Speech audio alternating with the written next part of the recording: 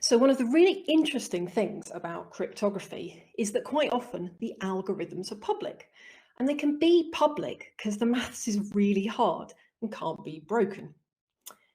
So let's create a public cryptography. Add something, multiply something, switch something. So let's suppose a manufacturer says they've created a really secure door card system. We know the algorithm, that's public, but it's also going to have a secret portion, and that's called the key. And on my card, that's 6723, as shown in the slide. What happens and how does it work? Well, when you take the card and you wave it in front of the door reader, it will send out a random number, say 100. And the algorithm and the key work together. 100 plus 6 is 106, times 7 is 742, flip the digits, 472. And that gets sent back to the card reader, and it says, yeah, that's a valid card. And the reason the key has to stay secret from everybody, both you and me, is because if I can get the key out, then I can create fake cards. And if I can do it, the bad guys can do it. But that's what my research is.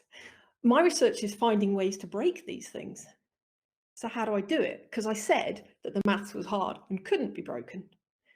Well, imagine a violinist playing Paganini with a metronome. If I speed up the metronome, the violinist is going to start making mistakes, and probably in the same place each time. And this is also true for computers.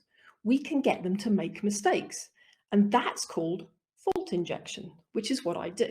So how does this relate to the algorithm? Let's see. Remember, I own this keycard system. I can throw lots of things and have a go. So I'm going to feed 0 in. 0 plus 6 is 6. And now I do a fault injection. I skip the multiplication.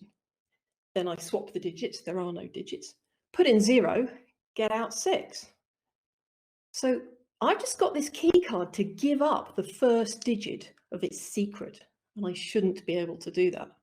And that's what my thesis is about, finding novel and innovative ways to create fault injection. Last year, I managed to find a fault injection in Intel processors, and I notified Intel of my findings. And on the 10th of December, they issued a worldwide microcode update to fix it. And the chances are that you probably own a computer. You might even be using it now, and it's got an Intel processor in. My work keeps your devices safe.